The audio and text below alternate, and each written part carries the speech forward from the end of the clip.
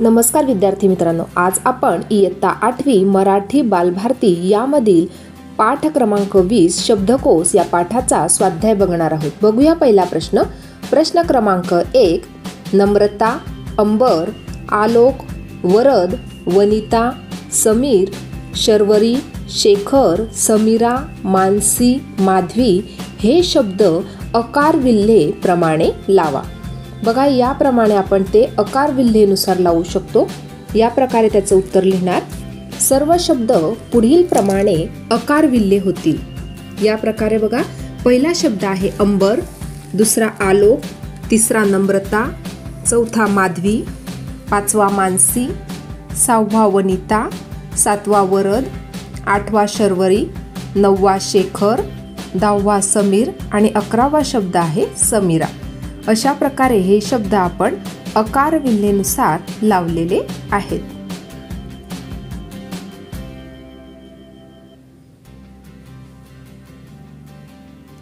पुढचा प्रश्न बघणार आहोत। प्रश्न क्रमांक 2, तुम्हाला पाठातील एखाद्या शब्दाचा अर्थ शोधायचा असेल तर यापुढे तुम्ही तो कसा शोधाल, सोदाहरण सांगा। बघा, या प्रकारे आपण उदाहरण देऊन एखाद्या शब्दाचा अर्थ कसा शोधणार ते सांगू शकतो। उदाहरणार्थ बघा, या ठिकाणी उत्तर दिलेलं आहे, मला पाड्यावरचा चहा या पाठातील मेढी या शब्दाचा अर्थ शोधायचा आहे। मी प्रथम शब्दकोशातील म पासून सुरू होणाऱ्या शब्दाचे पृष्ठ उघडीन, नंतर मू पर्यंत काहीच न पाहता मे पाहीन, नंतर तेथेही ड पर्यंत काहीच न पाहता मेढच्या पृष्ठानंतर मेढी या शब्दाचा अर्थ मला आढळेल। त्या शब्दापुढे दिलेले अर्थ मी लक्षात घेईन।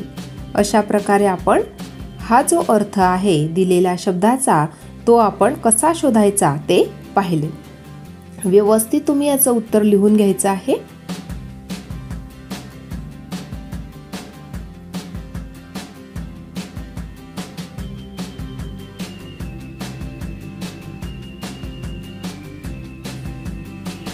पुढचा प्रश्न बघणार आहोत। प्रश्न क्रमांक 3, शब्दकोशाचा तुम्हाला कळलेला उपयोग तुमच्या शब्दात सांगा।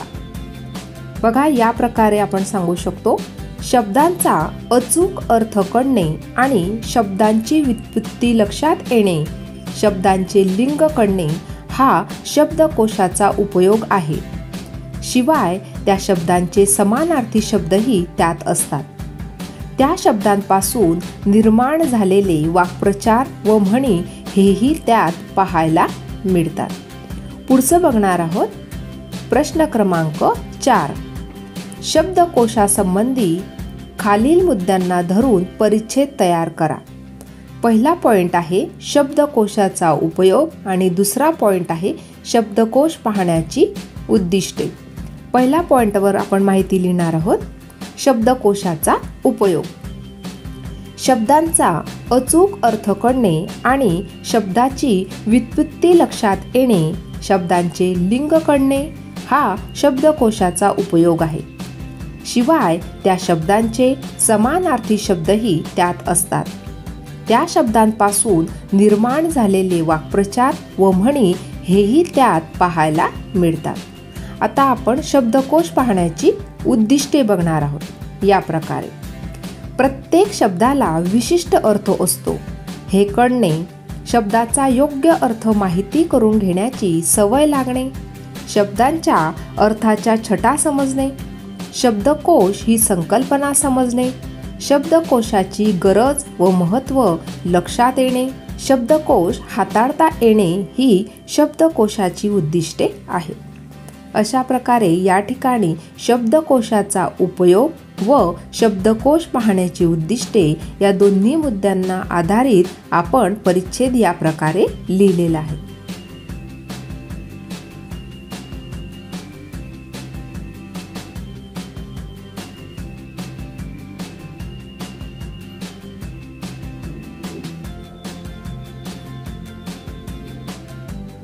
पुढचा प्रश्न बघणार आहोत।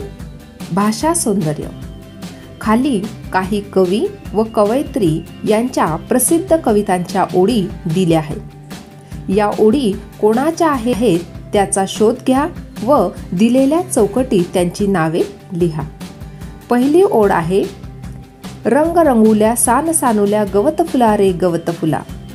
आता ही जी दिलेली ओळ आहे ही इंदिरा संत यांची आहे। दुसरी ओळ आहे, आनंदी आनंदगडे इकडे तिकडे चोहीकडे। ही जी दिलेली ओळ आहे ही बालकवी यांची आहे। तिसरी ओळ आहे, या बालांनो या रे या लवकर भरभर सारे या। ही जी दिलेली ओळ आहे ती भा रा तांबे यांची आहे। पुढचं, एका तळ्यात होती बदके पिले सुरेख। ही जी दिलेली ओळ आहे ती ग दी माडगुळकर यांची आहे। पुढची ओळ आहे, ने मजसी ने परत मातृभूमीला सागरा प्राण तळमळला। ही जी ओळ आहे ही स्वातंत्र्यवीर सावरकर यांची आहे। पुढची ओळ आहे, अरे संसार संसार जसा तवा चुल्यावर। ही ओळ बहिणाबाई चौधरी यांची आहे। पुढचं आहे, छळून घ्या संकटांनो संधी पुन्हा मिळणार नाही। ही ओळ अशोक थोरात यांची आहे। पुढची ओळ बघणार आहोत, बाळ चाललासे रणा घरा बांधिते तोरण। ही जी ओळ आहे ही पद्मा गोळे यांची आहे।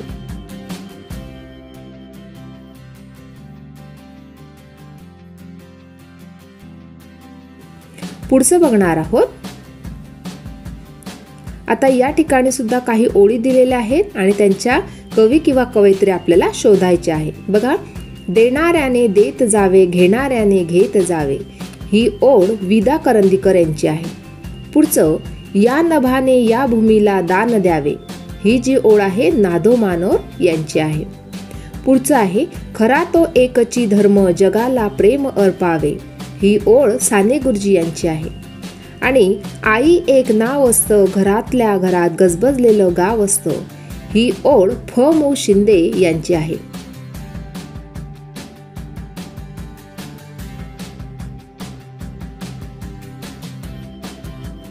अशा प्रकारे आज आपण पाठ 20 शब्दकोश या पाठाचा स्वाध्याय पाहिला। आजचा व्हिडिओ कसा वाटला ते नक्की कॉमेंट करून कळवा आणि व्हिडिओला लाईक, शेअर आणि सबस्क्राईब करायला विसरू नका। धन्यवाद।